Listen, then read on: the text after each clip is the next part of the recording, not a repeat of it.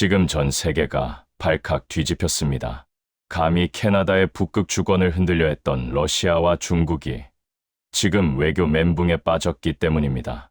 상황이 얼마나 심각한지 평소 신중하던 서방 안보 분석기관들까지 연달아 경고를 내놓고 북극을 긴급 의제로 올렸습니다. 알고 보니 러시아는 북극 군사기지와 훈련을 더 키우며 힘으로 밀어붙였고, 중국은 북극을 전략적 신국토로 규정하며 쇠빙선과 잠수정 투자로 조용히 파고들고 있었습니다. 하지만 위기의 순간 캐나다 총리실은 결단했습니다. 127조 원 규모 캐나다 잠수함 사업, 북극을 지킬 잠수함 사업의 파트너로 한국을 선택한 겁니다. 전 세계가 통쾌해한 한방, 북쪽 길목에 세워진 한국의 방패. 도대체 무슨 일이 벌어진 건지 지금 바로 그 전말을 공개합니다. 안녕하세요. 저는 존 헨슨입니다. 캐나다 총리실에서 국가안보 전략을 맡고 있습니다. 2025년 겨울, 오타와는 눈이 오지 않아도 늘 희뿌였습니다. 그날도 회의실 창밖은 잿빛이었고 제 앞엔 한 장짜리 요약본이 놓여 있었습니다. 캐나다 잠수함 프로젝트. 총 비용 약 1,000억 캐나다 달러, 미화로 환산하면 700억 달러를 넘는 사업이었습니다. 노후한 빅토리아급 12척을 바꾸고 2035년 첫 배치를 목표로 하는 계획. 숫자만 보면 대형 조달 사업이지만 제 귀에는 그게 북쪽에서 울리는 경보처럼 들렸습니다. 회의 시작 직전 비서가 낮은 목소리로 말했습니다. 총리께서 오늘은 결론을 보고 싶어 한다고. 저는 고개를 끄덕였지만 목이 바짝 말랐습니다. 종이를 넘기자 한국 한화오션과 독일 TKMS가 최종 후보라는 문장이 보였습니다. 그 아래엔 이렇게 적혀 있었습니다. 북극 주권 수호, 장거리 잠항, 현지 유지 보수. 저는 그 문장을 읽으며 속으로 중얼거렸습니다. 이건 배를 사는 일이 아니라고. 북극이라는 판에 발을 들이는 계약이라고. 회의가 열리자 저는 처음부터 수주 이야기를 꺼냈습니다. 이 사업은 누가 따내느냐의 문제가 아니라 우리가 무엇을 지키느냐의 문제라고. 제 목소리는 최대한 차분하게 유지했지만 손끝은 책상 아래에서 미세하게 떨리고 있었습니다. 총리는 말없이 제 설명을 들었습니다. 잠시 후 제 눈을 똑바로 바라보며 물었습니다. 존, 이걸 지금 결정하지 않으면 어떤 대가를 치르게 되나? 그 질문에 제 가슴이 조여왔습니다. 저는 이미 답을 알고 있었으니까요. 늦어지면 북극의 판이 우리 손을 떠납니다. 그때 휴대전화가 진동했습니다. 북쪽 상황 보고가 추가로 올라왔다는 알림이었습니다. 저는 잠깐 화면을 내려다봤고 그 짧은 순간 머릿속엔 하나의 숫자가 스쳐 지나갔습니다. 수주 금액이 아니라 자원과 항로와 군사 통제를 모두 합친 가치. 조 단위가 아니라 경 단위로 불어나는 판. 아직 보고서 어디에도 그렇게 적혀 있진 않았지만 우리는 모두 알고 있었습니다. 얼음 아래 어딘가에서 조용히 움직이는 그림자들. 아직 공식 발표는 없었지만 이미 게임은 시작된 상태였습니다. 그리고 그 순간 저는 분명히 느꼈습니다. 이 이야기는 잠수함 수주가 아니라 북극으로 향하는 길목을 누가 설계하느냐의 싸움이라는 걸. 바로 그때였습니다. 회의가 끝난 뒤 저는 총리실 복도 끝 작은 대기실로 불려갔습니다. 벽엔 북극 지도가 걸려 있었고 흰색으로 칠해진 바다는 평화가 아니라 공백처럼 보였습니다. 제가 숨을 고르는 사이 소피 르블랑이 들어왔습니다. 국방정책 분석관인 소피는 늘 차분합니다. 말투도 보고서처럼 정리돼 있고 표정도 잘 무너지지 않습니다. 그런데 그날 소피는 의자에 앉지도 않고 종이 한 장을 제 앞에 내려놓았습니다. 소피가 낮게 말했습니다. 존, 가장 위험한 건 러시아도 중국도 아니에요. 저는 순간 고개를 들었습니다. 소피는 제 시선을 피하지 않았습니다. 가장 위험한 건 우리가 결정을 미루는 시간이라고 했습니다. 그 한 문장이 제 등골을 서늘하게 만들었습니다. 결정을 늦추는 동안 북쪽은 그대로 있지 않습니다. 누군가는 힘으로, 누군가는 규칙으로 그 빈틈을 채우죠. 그때 문이 열리고 해군 출신 자문관이 들어왔습니다. 넥타이를 단정히 매고 어깨는 곧고 목소리는 오래된 쇳소리처럼 낮았습니다. 그는 지도 앞에 서더니 제게 이렇게 말했습니다. 방패는 돈 주면 살 수 있습니다. 그런데 길은 달라요. 길은 한 번 열리면 그 다음부터가 진짜입니다. 저는 그 말을 듣는 순간 입안이 바짝 말랐습니다. 방패는 계약서로 끝나지만 길은 책임으로 이어집니다. 누가 오고 누가 나가고 무엇이 지나가는지 결국 국가가 감당해야 합니다. 저는 조용히 되물었습니다. 그래서 잠수함 사업이 길과 연결된다는 말입니까? 자문관은 짧게 고개를 끄덕였습니다. 북극 항로는 수에즈보다 짧습니다. 누구나 탐낼 겁니다. 그러니 북쪽을 지키는 배는 단순한 무기가 아니라 길의 문지기라고.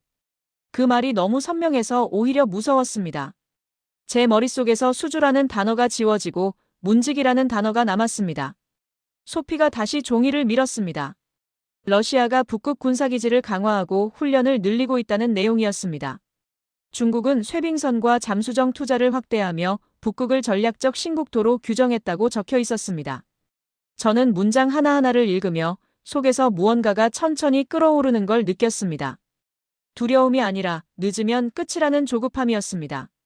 그리고 저는 알았습니다. 이제부터는 방패를 고르는 일이 아니라 길 앞에서 결단하는 이야기라는 걸. 그때였습니다. 다음 날부터 제 책상 위는 종이로 덮였습니다. CPSP 사업 일정, 공급자 선정 시점, 현지 유지 보수 시설, 기술 이전, 훈련 계획.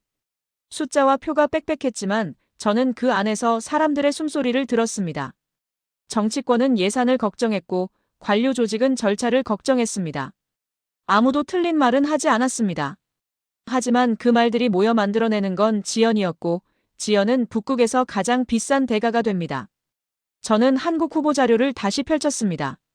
한화오션이 제안한 KSS 3기반 모델.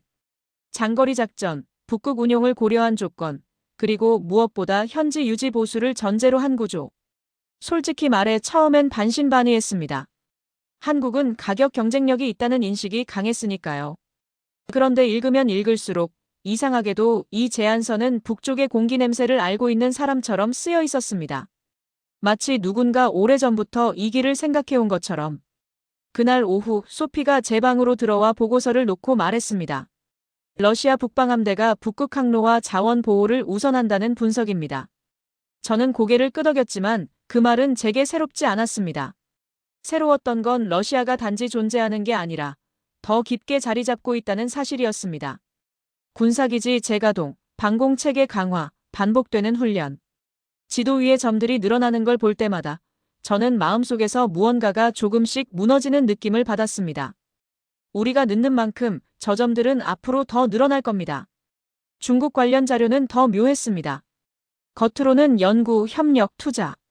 그러나 종합하면 방향이 분명했습니다. 북극을 전략적 신국토로 규정하고 쇠빙선과 잠수정에 돈을 쏟아붓고 규범과 여론 속으로 들어오는 방식. 저는 그걸 읽으며 입술을 꾹 다물었습니다.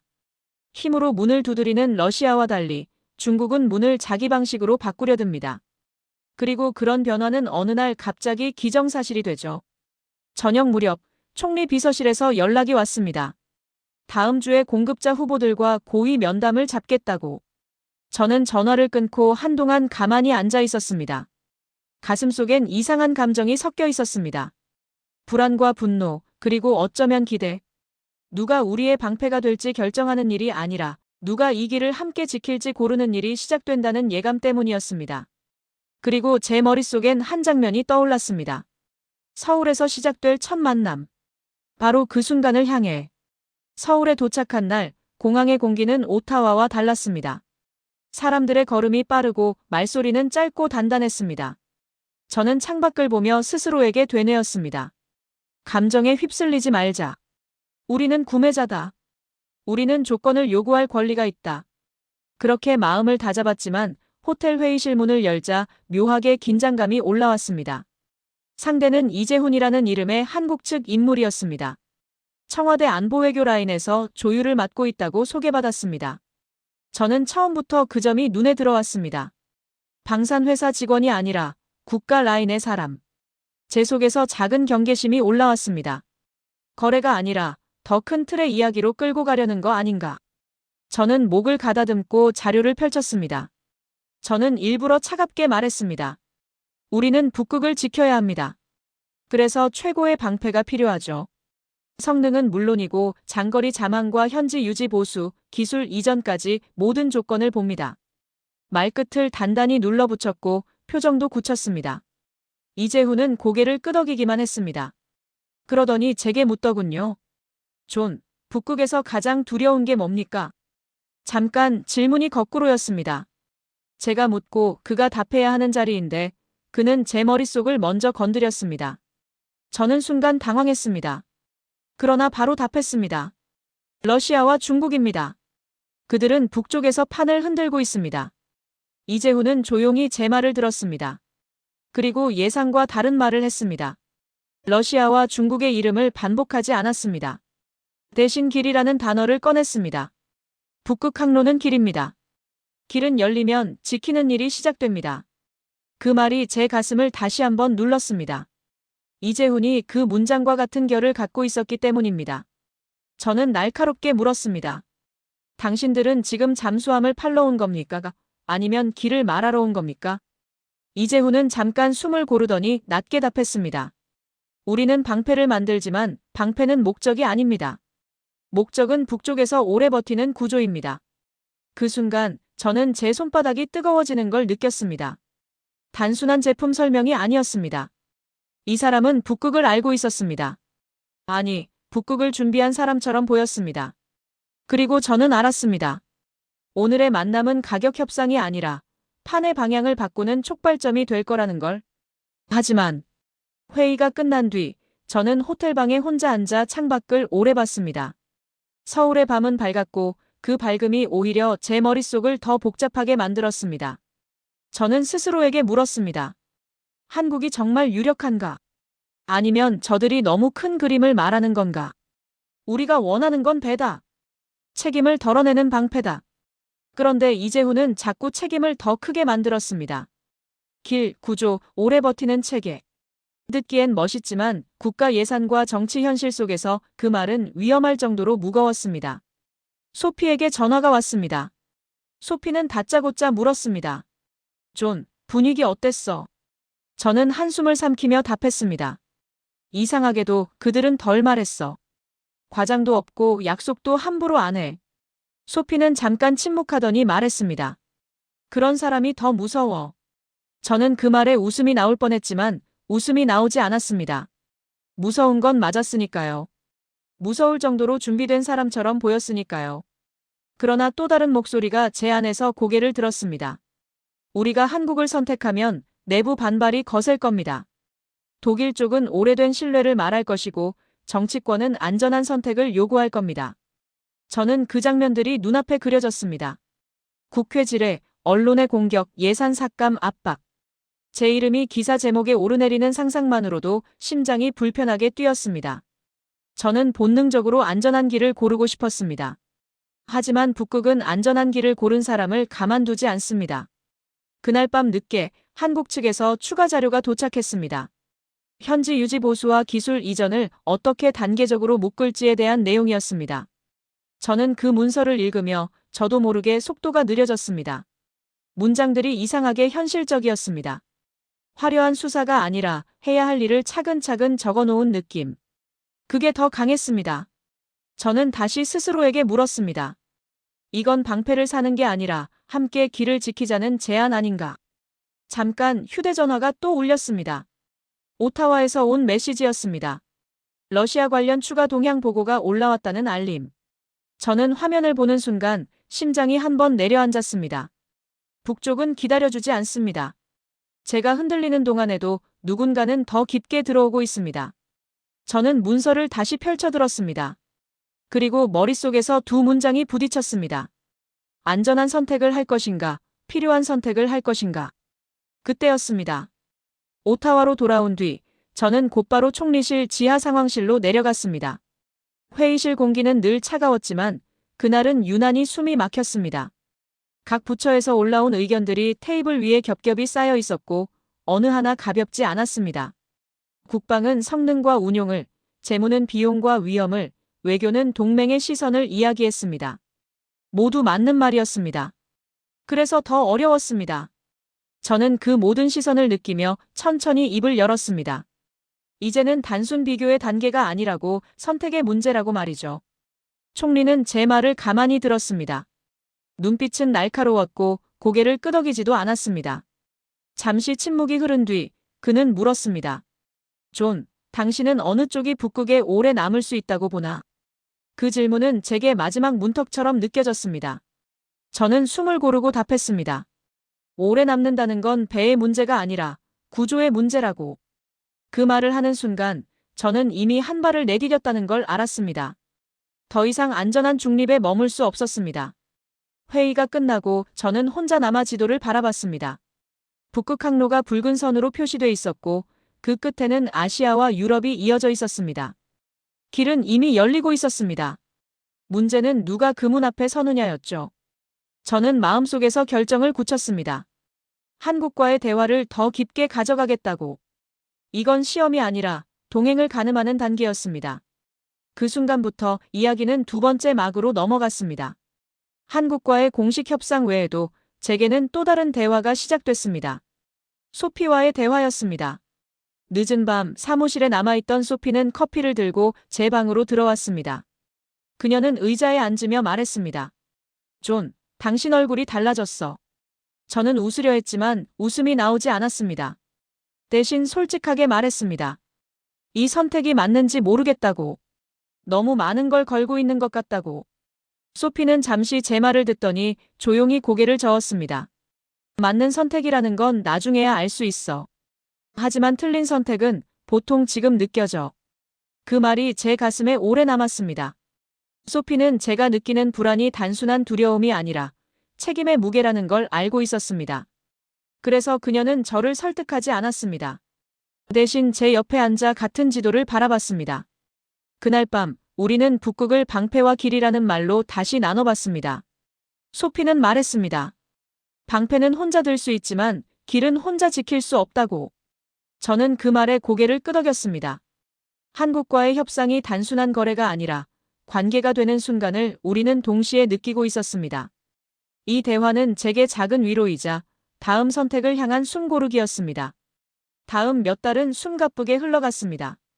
한국, 독일 양측과의 기술 브리핑, 현지 유지 보수 계획 검토, 승조원 훈련 시나리오 검증.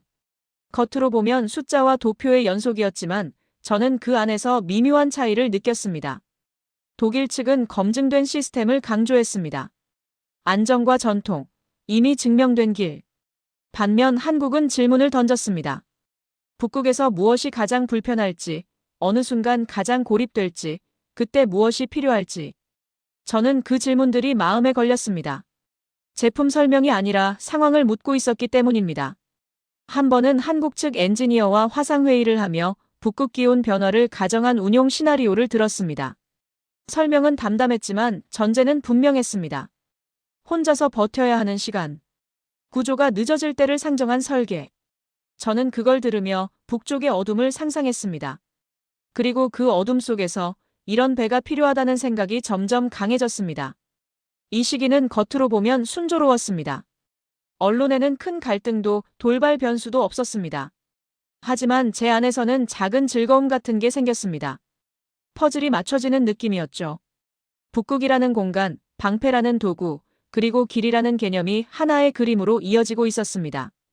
그러나 저는 알고 있었습니다. 이 평온은 오래가지 않는다는 걸. 중간 평가 보고가 총리에게 올라간 날, 저는 그 자리에 함께 앉아 있었습니다. 보고서에는 한국이 기술과 일정, 운용 개념에서 앞선다는 결론이 담겨 있었습니다. 총리는 페이지를 넘기며 한참 말이 없었습니다. 그 침묵이 제 심장을 압박했습니다. 마침내 그는 고개를 들고 말했습니다. 존, 만약 우리가 이 길을 선택하면 되돌릴 수 없을지도 모른다. 저는 그 말에 정면으로 답했습니다. 맞습니다. 되돌릴 수 없습니다. 하지만 되돌릴 수 없는 선택이기에 지금 해야 합니다. 그 순간 제 안에서 무언가가 바뀌었습니다. 이전까지 저는 분석가였습니다.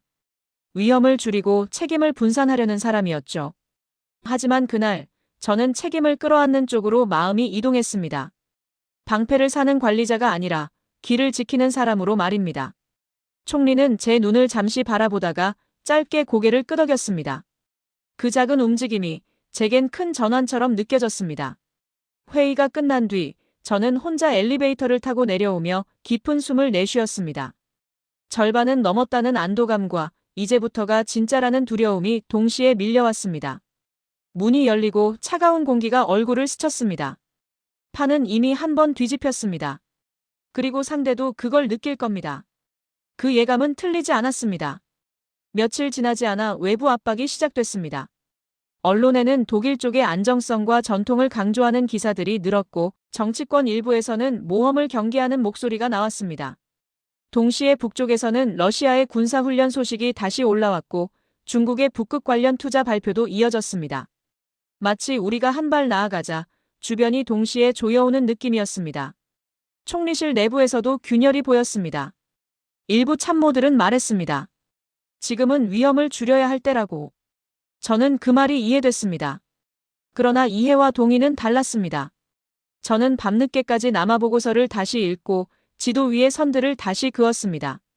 러시아의 힘, 중국의 규칙, 그리고 우리가 선택하려는 방패. 모든 게 하나의 그림으로 겹쳐졌습니다.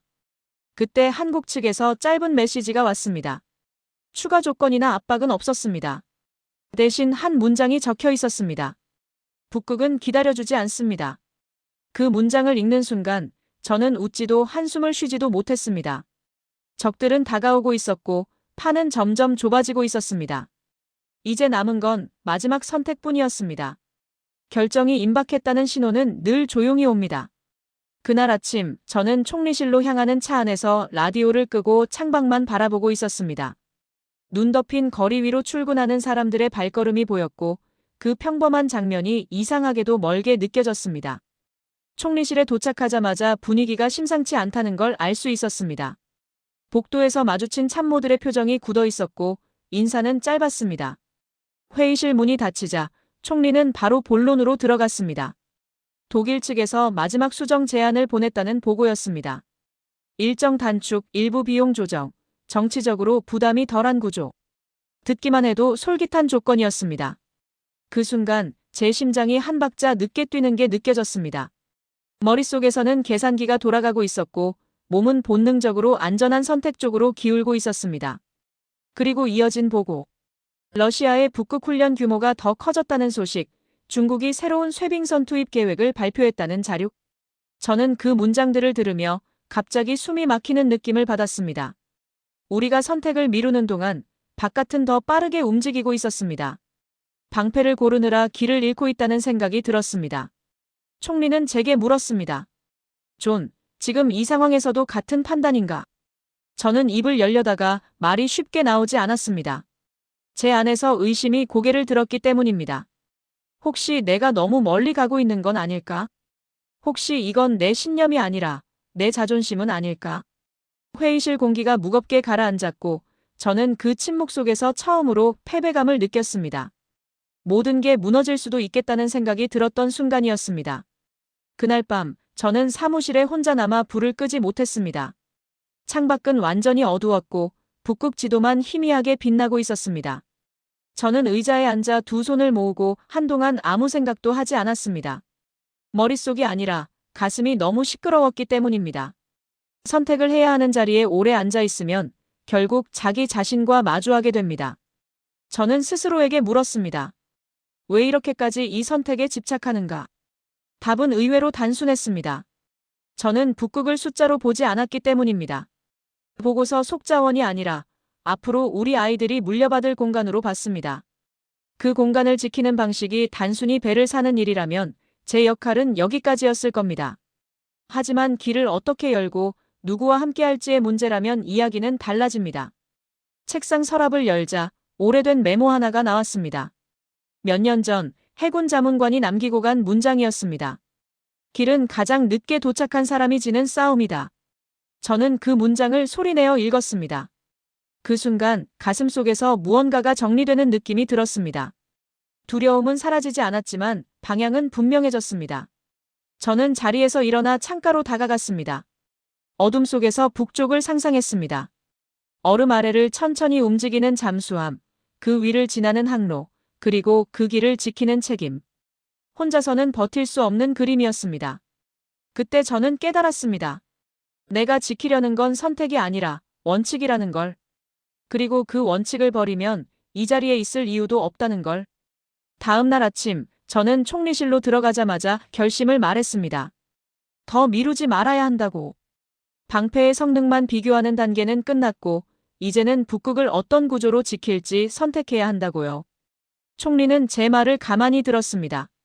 어제와 달리 제 목소리는 흔들리지 않았습니다. 저 자신이 이미 답을 알고 있었기 때문입니다. 저는 한국과의 협상을 최종 단계로 끌어올리자고 제안했습니다. 조건은 분명했습니다. 현지 유지 보수, 기술 이전, 장기 운용 협력. 단기적 이익이 아니라 10년, 20년을 내다보는 구조. 이건 모험이 아니라 준비된 선택이라고 말했습니다. 총리는 잠시 생각하더니 고개를 끄덕였습니다. 그 표정에는 여전히 부담이 있었지만 망설임은 줄어들어 있었습니다. 회의가 끝난 뒤 저는 한국 측에 연락을 넣었습니다. 길고 복잡한 설명은 하지 않았습니다. 대신 이렇게 말했습니다. 이제부터는 조건이 아니라 책임의 이야기로 가고 싶다고. 잠시 후 돌아온 답장은 짧았습니다. 우리는 준비돼 있습니다.